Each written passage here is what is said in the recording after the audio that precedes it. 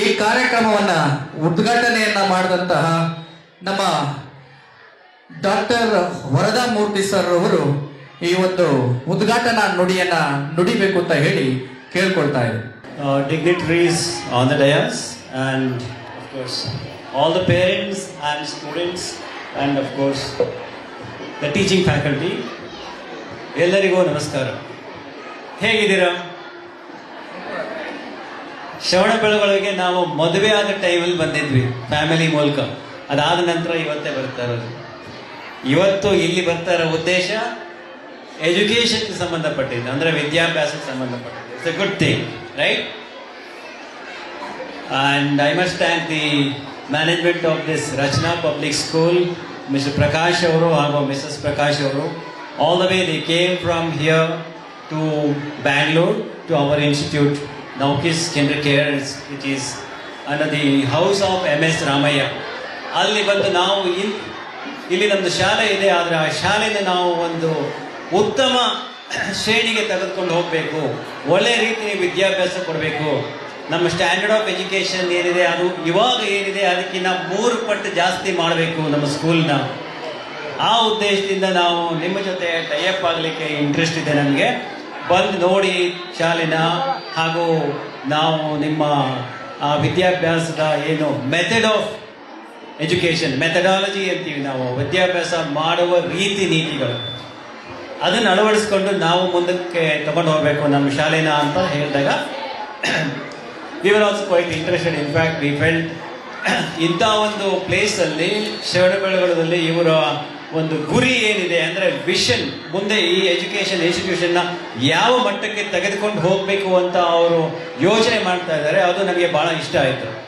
Because ಇವತ್ತು ಎಲ್ಲರೂ education ಕೊಡ್ತಾರೆ, ಎಲ್ಲರೂ ಸ್ಕೂಲು, ನಿಮ್ಮ ಅಡ್ಮಿನಿಸ್ಟ್ರೇಟರ್ ಮಿಸ್ಟರ್ ಮಂಜುನಾಥ್ ಹೇಳ್ದಾಗೆ ಎಲ್ಲ ಸ್ಕೂಲವರು ಕರೀತಾರೆ, ನಾವು ಅದು ಕೊಡ್ತೀವಿ, ನಾವು ಇದು ಕೊಡ್ತೀವಿ ಅಂತ ಭಾಳಷ್ಟು ಮಂದಿ ಎಲ್ಲ ಕಡೆ ಮಾಡ್ತಾರೆ. ಬರೀ ಶ್ರವಣಬೆಳಗೊಳ ಅಂತಲ್ಲ, ಹಾಸನ ಇರ್ಬೋದು, ದಾವಣಗೆರೆ ಇರ್ಬೋದು, ಶಿವಮೊಗ್ಗ ಇರ್ಬೋದು, ನಾನು ಬೇರೆ ಬೇರೆ ಕಡೆ ಟ್ರಾವೆಲ್ ಮಾಡ್ತಾ ಇರ್ತೀನಿ. ಸೊ ಎಲ್ಲ ಕಡೆನೂ ನಡೆಯುತ್ತೆ. ಆದರೆ ಕೆಲವೇ ಇನ್ಸ್ಟಿಟ್ಯೂಟ್ಸ್ ಅವರು, ಕೆಲವೇ ಸಂಸ್ಥೆಗಳು ಒಂದು ಒಳ್ಳೆಯ ಉದ್ದೇಶ ಇಟ್ಕೊಂಡು ಒಳ್ಳೆಯ ಎಜುಕೇಷನ್ ನಾವು ಕೊಡಲೇಬೇಕು, ಮಾಡಬೇಕು ಅಂತ ಉದ್ದೇಶ ಇಟ್ಕೊಂಡು ಮಾಡ್ತಾರಲ್ಲ, ಅಲ್ಲಿ ಬಹಳ ಕೆಲವರು. ಅದರಲ್ಲಿ ಈ ಶಾಲೆಯವರ ಉದ್ದೇಶ ನಾವು ಕೇಳಿದಾಗ ಭಾಳ ಇಂಟ್ರೆಸ್ಟ್ ಆಯ್ತು ನಮಗೆ. ವೆರಿ ಗುಡ್ ಪರ್ಪಸ್ ಅಂತ ಅನಿಸಿ ನಾವು okay, we will help you, we will associate with you ಅಂತ ಹೇಳಿ we have started this now kids KinderCare, which is the early years. ಈ ವರ್ಷದಿಂದ ಶುರುವಾಗ್ತದೆ. ಸೊ ಆಸ್ ಪೇರೆಂಟ್ಸ್, ನಿಮ್ಮ ಮಕ್ಕಳಿಂದ ನೀವು ಏನು ಬಯಸ್ತೀರಾ? What do you want your son or daughter to become? What's that your child that you are looking at? ನಮ್ಮ ಮಗು ಹೇಗೆ ಬೆಳಿಬೇಕು, ಯಾವ ರೀತಿ ಆಗಬೇಕು, ಏನಾಗಬೇಕು ಅಂತ ಬಯಸ್ತೀರಾ? ಕೆಲವರು ಆನ್ಸರ್ ಮಾಡಿ, ಇಂಟ್ರಾಕ್ಷನ್ ಇರಲಿ. ನಿಮ್ಮ ಮಗನ ಸ್ಕೂಲಿಗೆ ಕಳಿಸ್ತೀರಾ? ನಾಳೆ ಈ ಸ್ಕೂಲ್ ಆದಮೇಲೆ ಕಾಲೇಜಿಗೆ ಹೋಗ್ತಾರೆ, ಅದಾದಮೇಲೆ ಮತ್ತೆ PG ಮಾಡ್ಬೋದು, PUC ಆದಮೇಲೆ ಡಿಗ್ರಿ ಆದಮೇಲೆ MBA, ಇಲ್ಲ ಇಂಜಿನಿಯರಿಂಗ್, ಇಲ್ಲ ಡಾಕ್ಟರೇಟ್ ಮಾಡ್ಬೋದು, ಯಾವುದೇ ರೀತಿಯ ಮಾಡ್ಬೋದು, ಯಾವ ಲೆವೆಲ್ಗೆ ಬೇಕಾದ್ರೂ ಹೋಗ್ಬೋದು. ಎಲ್ಲರಲ್ಲೂ ಪೊಟೆನ್ಷಿಯಲ್ ಇದೆ. ಅಲ್ಲಿರೋ ಮಕ್ಕಳಲ್ಲಿ ಒಬ್ಬೊಬ್ಬರನ್ನು ನೀವು ನೋಡಿದ್ರೂ ಹಳ್ಳಿ ದಿಲ್ಲಿಯ ಭೇದ ಭಾವನೆ ಇಲ್ಲ ಇವತ್ತು ಎಜುಕೇಷನಲ್ಲಿ. ಅವರಲ್ಲಿ ಆ ಪ್ರತಿಭೆ, ಆ ಟ್ಯಾಲೆಂಟ್ ಏನಂತಾರೆ, ಆಮೇಲೆ ಮೋರ್ ದ್ಯಾನ್ ದಟ್ ಆ ಪೊಟೆನ್ಷಿಯಲ್ ಅಂತಾರೆ. ಆ potential each one of those children ಅಲ್ಲಿ ಕೂತಿರೋ ಪ್ರತಿಯೊಂದು ಮಗನಲ್ಲೂ ಆ ಪೊಟೆನ್ಷಿಯಲ್ ಅನ್ನೋದಿದೆ. ಆದರೆ ಆ ಪೊಟೆನ್ಷಿಯಲ್ನ ಅನ್ಟ್ಯಾಪ್ ಮಾಡಬೇಕು. ಅಂದರೆ ಆ ಪ್ರತಿಭೆ ಏನಿದೆ ಅದನ್ನು ಪರಿಗಣಿಸಿ, ಗ್ರಹಿಸಿ ನಾವು ಅವರಿಗೆ ಉತ್ತೇಜನ ಕೊಟ್ಟರೆ ಅವರೊಳಗೆ ಏನು ಬೇಕಾದರೂ ಆಗ್ಬೋದು. ಅದು ಯಾರ ಕೈಲಿದೆ? ಯಾರ ಕೈಲಿದೆ ಹೇಳಿ? ನಿಮ್ಮ ಕೈಯಲ್ಲಿ ಹಾಗೂ ಶಾಲೆಯ ಶಿಕ್ಷಕ ವೃಂದ, ರೈಟ್? ಮ್ಯಾನೇಜ್ಮೆಂಟ್ ಅವ್ರು ಏನು ಮಾಡ್ತಾರೆ? ಮ್ಯಾನೇಜ್ಮೆಂಟ್ ಅವರು ಒಳ್ಳೆಯ ಉದ್ದೇಶದಿಂದ ಈ ಥರ ಬೇರೆ ಬೇರೆ ಸಂಸ್ಥೆಗಳನ್ನು ಕರೆದು ಟೈಅಪ್ ಮಾಡಿ, ಇನ್ವೆಸ್ಟ್ ಮಾಡಿ, ಸುಮ್ಮನೆ ಯಾರು ಬರೋಲ್ಲ. ಯಾವುದೇ ಮೂಲಕ ಅವ್ರು ಯಾರನ್ನೇ ಅಸೋಸಿಯೇಟ್ ಮಾಡಬೇಕು ಅಂದ್ರೂ there is a investment, there is a money. ಅಂದರೆ ಹಣಕಾಸು ಕೊಡಬೇಕಾಗತ್ತೆ, ಅದಕ್ಕೆ ಖರ್ಚು ಮಾಡಬೇಕಾಗತ್ತೆ. ಅವ್ರು ಮಾಡ್ತಾರೆ, ಅವ್ರು ಒಳ್ಳೆಯ ಉದ್ದೇಶ ಇದೆ. ಅವ್ರು ಒಳ್ಳೆಯ ಉದ್ದೇಶದಿಂದ ಮಾಡಿದ ತಕ್ಷಣ ಆ ಮಕ್ಕಳು ಮುಂದೆ ಬರ್ತಾರೆ ಅನ್ನೋ ಗ್ಯಾರಂಟಿ ಇರೋಲ್ಲ. ಒಳ್ಳೆ ಉದ್ದೇಶದಿಂದ ಅವ್ರು ಏನು ತಗೊಂಡ್ಬಂದು ಅಳವಡಿಸ್ಕೊಂತಾರೋ ಇಲ್ಲಿ, ಅದನ್ನ ಆಮೇಲೆ ಇಂಪ್ಲಿಮೆಂಟ್ ಮಾಡಬೇಕು. ಇಂಪ್ಲಿಮೆಂಟ್ ಅಂದರೆ ಕ್ಲಾಸ್ ರೂಮಲ್ಲಿ ಅದನ್ನು ಅಳವಡಿಸ್ಕೋಬೇಕು. ಅಳವಡಿಸ್ಕೊಂಡು ಆ ಮಕ್ಕಳಿಗೆ ಹೇಳ್ಕೊಡ್ಬೇಕು. ಅದನ್ನು ಹೇಳ್ಕೊಡೋದು ಶಿಕ್ಷಕ ವೃಂದ, ಅವರದು ಮಾಡ್ತಾರೆ. ಅದ ನಂತರ ಅದನ್ನ ಫಾಲೋ ಅಪ್ ಮಾಡಿ ಅವರ ಮಕ್ಕಳು ಮಾಡ್ತಾರೋ ಇಲ್ವೋ ಅನ್ನೋದನ್ನ ನೋಡಿಕೊಂಡು ಅವ್ರಿಗೆ ಫ್ರಮ್ ಟೈಮ್ ಟು ಟೈಮ್ ಅವರ ಪ್ರಗತಿ ಹೇಗೆ ನಡೀತಾ ಇದೆ ಅಂತ ನೋಡಿ, ಆಮೇಲೆ ಸ್ಕೂಲಿಗೆ ಬಂದು ಅವ್ರ ಹತ್ರ ಶಿಕ್ಷಕ ವೃಂದದ ಹತ್ರ ಮಾತಾಡಿ ವಿಚಾರಿಸಿ ಆ ಫೀಡ್ಬ್ಯಾಕ್ ಕೊಡೋದು ತಗೊಳೋದು ಇದೆಯಲ್ಲ, ಅದು ಆಸ್ ಪೇರೆಂಟ್ಸ್ ನೀವು ಮಾಡಬೇಕಾಗಿರುತ್ತೆ. ಸೊ ಆಸ್ ಪೇರೆಂಟ್ಸ್ ನಿಮ್ಮ ಮಗು ಏನಾಗಬೇಕು ಅಂತ ನೀವು ಉದ್ದೇಶ ಹೇಳಿ, ಏನಾಗಬೇಕು ಅಂತ ಬಯಸ್ತೀರಾ?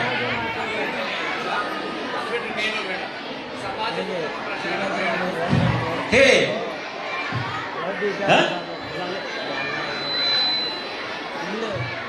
ಏನ್ ಹೇಳಿ?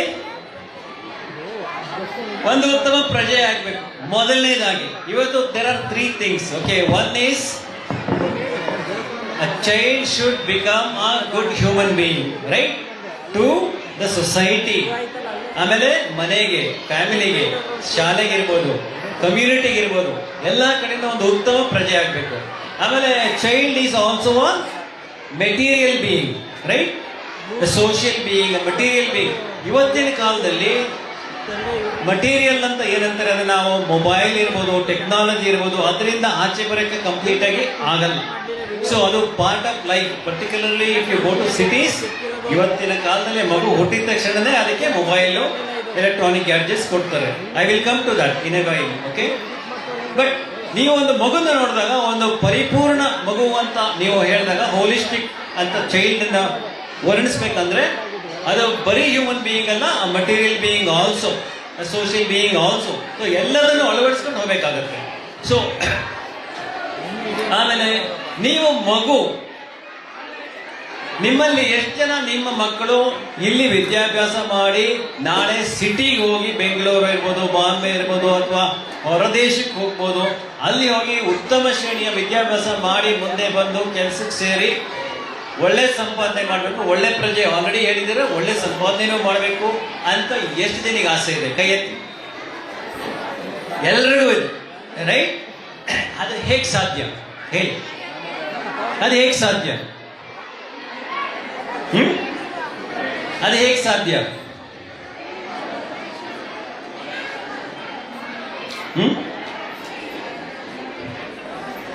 ಈ ಶಾಲೆಯಲ್ಲಿ ಓದ್ತಾರೆ, ಈ ಶಾಲೆಯಲ್ಲಿ ಯಾರೂ ಫೇಲ್ ಆಗಲ್ಲ. ಪಕ್ಕದ ಶಾಲೆಗೆ ಹೋಗ್ತೀರಾ, ಅಲ್ಲೂ ಯಾರೂ ಫೇಲ್ ಆಗಲ್ಲ. ಹಾಸನಕ್ಕೆ ಕಳಿಸ್ತೀರಾ, ಅಲ್ಲೂ ಯಾರೂ ಫೇಲ್ ಆಗಲ್ಲ. ಪ್ರೀ ಸ್ಕೂಲ್ ಇರ್ಬೋದು, ಪ್ರೈಮರಿ ಇರ್ಬೋದು, ಮಿಡಲ್ ಸ್ಕೂಲ್ ಇರ್ಬೋದು, ಹೈ ಸ್ಕೂಲ್ ಇರ್ಬೋದು, ಯಾವುದೇ ಶ್ರೇಣಿಯಲ್ಲಿ ಯಾರೂ ಫೇಲ್ ಆಗಲ್ಲ. ಇವತ್ತು ಎಲ್ಲರೂ ಪಾಸೆ, ರೈಟ್? ಫೇಲ್ ಆಗುವಂಥದ್ದು ಇಲ್ಲ. ಇವತ್ತು ಎಲ್ಲರೂ ಪಾಸ್ ಆಗ್ತಾರೆ, ಮುಂದಕ್ಕೆ ಹೋಗ್ತಾರೆ, ಸರ್ಟಿಫಿಕೇಟ್ ಬರುತ್ತೆ. ಆ ಬರೀ ಸರ್ಟಿಫಿಕೇಟ್ ಏನಂತಾರೆ, ನಾನು 10ನೇ ಕ್ಲಾಸ್ ಪಾಸ್ ಆಗಿದ್ದೀನಿ, ನನಗೆ 10ನೇ ಕ್ಲಾಸ್ ಸರ್ಟಿಫಿಕೇಟ್, 12 ಪಾಸ್ ಆಗಿದ್ದೀನಿ ಸರ್ಟಿಫಿಕೇಟ್, ಡಿಗ್ರಿ ಮಾಡಿದ್ದೀನಿ ಸರ್ಟಿಫಿಕೇಟು, ಇನ್ನೇನೋ ಒಂದು ಕೋರ್ಸ್ ಮಾಡಿದ್ದೀನಿ ಸರ್ಟಿಫಿಕೇಟು, ಅಷ್ಟು ಮಾತ್ರ ಸಾಕ ಅವನು ಸಕ್ಸಸ್ ಅಂತ ನೀವೇನು ಕರಿತೀರ ಅದಾಗ್ಲಿಕ್ಕೆ ಸಾಕು. ಮತ್ತೇನು ಬೇಕು?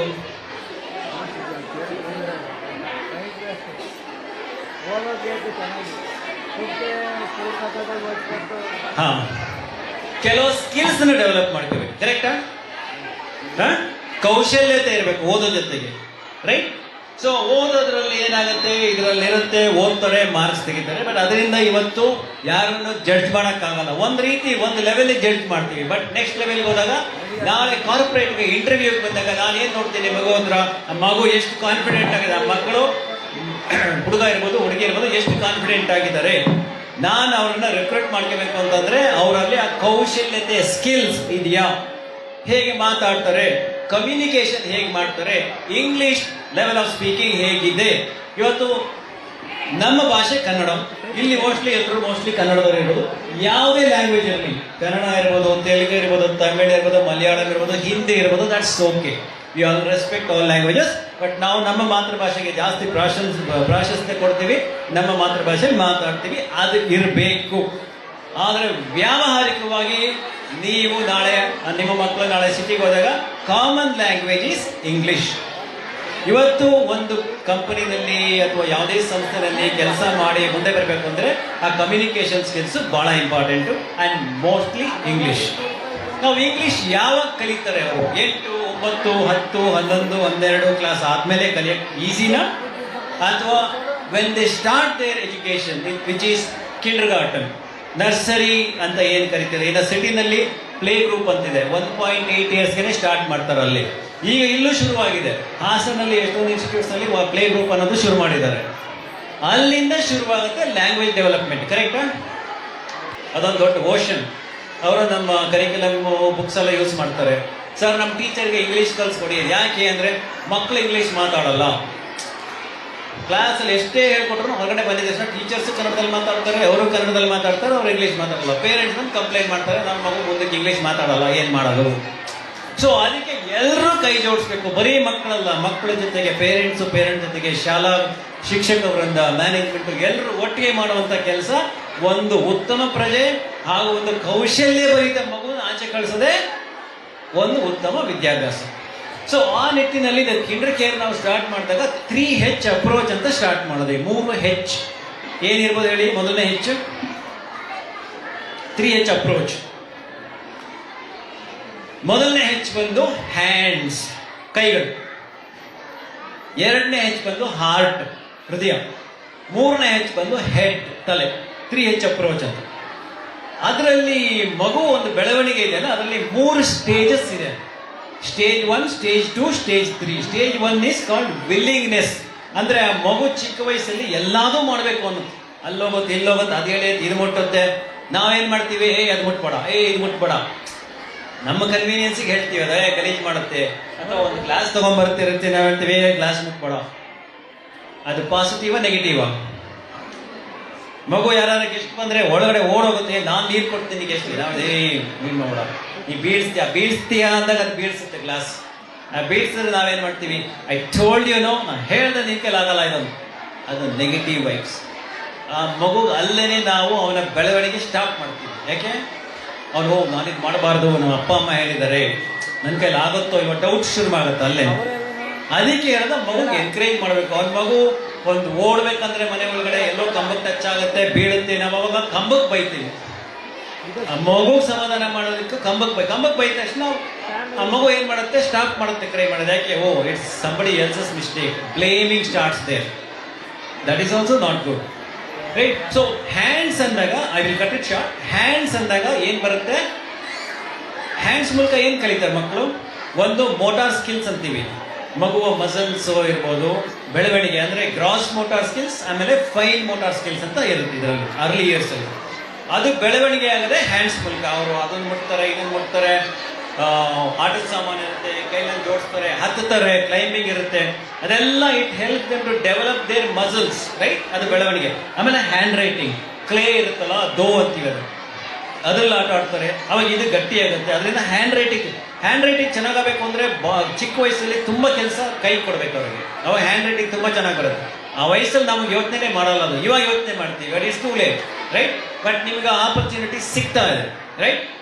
ಸೊ ಹ್ಯಾಂಡ್ ಮೂಲಕ ನೀವು ಏನ್ ಮಾಡಬೇಕು ಅಂದ್ರೆ, ಹ್ಯಾಂಡ್ಗೆ ಮೊಬೈಲ್ ಕೊಡಬೇಡಿ, ಈ ವಯಸ್ಸಲ್ಲಿ ಮೊಬೈಲ್ ಬೇಡ. ಬಟ್ ಆಥೆಂಟಿಕ್ ವುಡನ್ ಮೆಟೀರಿಯಲ್ ಅಂತ ನಮ್ಮ ಈ ಪಠ್ಯಕ್ರಮದಲ್ಲಿ ಬರುತ್ತೆ ಕೆಲವು ಮೆಟೀರಿಯಲ್. ಆಥೆಂಟಿಕ್ ವುಡನ್ ಮೆಟೀರಿಯಲ್ ಅಂದ್ರೆ ಪ್ಲಾಸ್ಟಿಕ್ ಅಲ್ಲ. ಆಥೆಂಟಿಕ್ ವುಡನ್ ಮೆಟೀರಿಯಲ್ ಇಂದ ಏನಾಗುತ್ತೆ? ಬ್ರೈನ್ ಸ್ಟಿಮ್ಯುಲೇಟ್ ಆಗುತ್ತೆ. That helps brain to work more active. ಅದೇ ನಾವು ಪ್ಲಾಸ್ಟಿಕ್ ಕೊಟ್ರೆ ಅದು ನೆಗೆಟಿವ್ ಎನರ್ಜಿ, ಅದು ಪ್ಲಾಸ್ಟಿಕ್ ಇಂದ. ಆಥೆಂಟಿಕ್ ವುಡನ್ ಮೆಟೀರಿಯಲ್ ಕೊಡಬೇಕು. ಸೊ ಆ ಆಥೆಂಟಿಕ್ ವುಡನ್ ಮೆಟೀರಿಯಲ್ ಈ ಪಠ್ಯಕ್ರಮದಲ್ಲಿ ಸಜೆಸ್ಟ್ ಮಾಡ್ತಾರೆ, ಅದು ಬರುತ್ತೆ. ಅದು ಹ್ಯಾಂಡ್ಸ್ ಆಯ್ತು. ಆಮೇಲೆ ಥಿಂಕಿಂಗ್ ಸ್ಟೇಜ್ ಹೇಗೆ ಬರುತ್ತೆ? ಥಿಂಕಿಂಗ್ ಅಲ್ಲ, ಫೀಲಿಂಗ್ಸ್. ಸೊ ಫೀಲಿಂಗ್ಸ್ ಬರೋದು ಎರಡನೇ, ಅಂದ್ರೆ ಮೊದಲನೇ ಸ್ಟೇಜ್ ಏನಿದೆ willingness 0 to 7 years. So 7 to 14 is feelings, ಅಂದ್ರೆ ಹಾರ್ಟ್.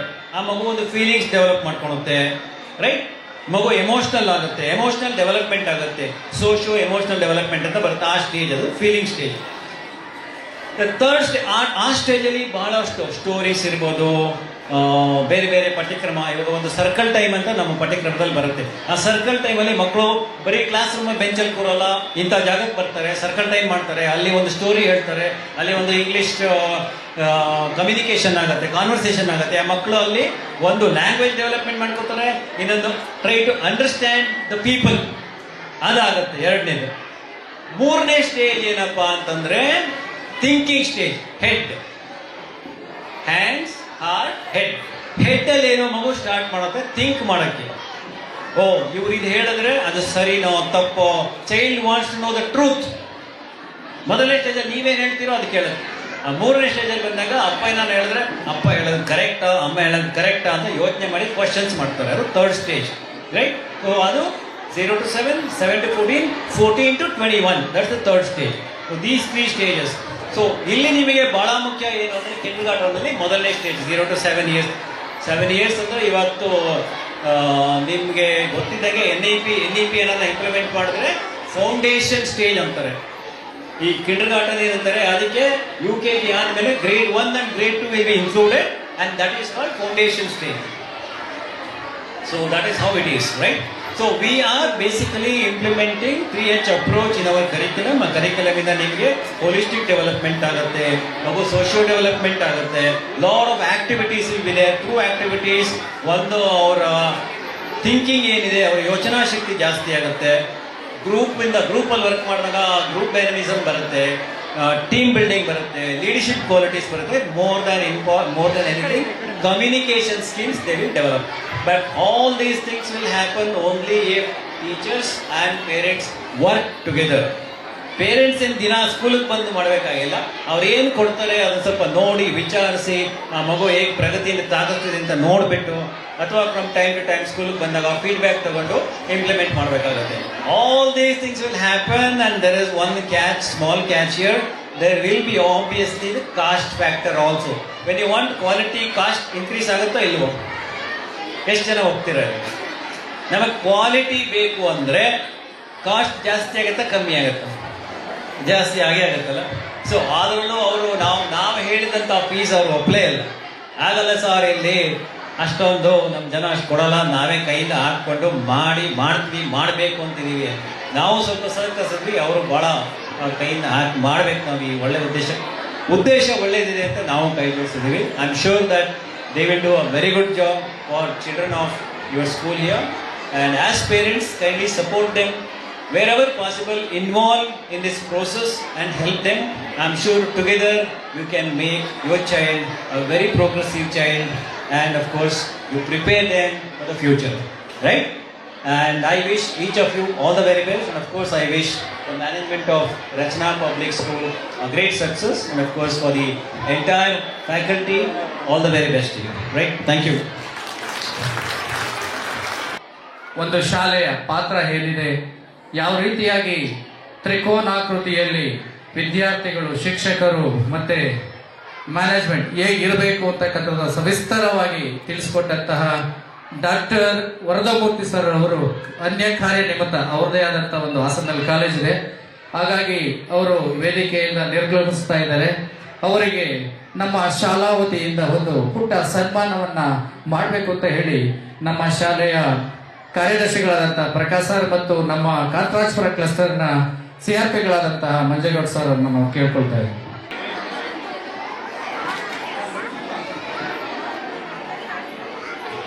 ಮೇಡಮ್ ಪಕ್ಕ ಬನ್ನಿ. ಹಲೋ ಸರ್, ಈ ಕಡೆ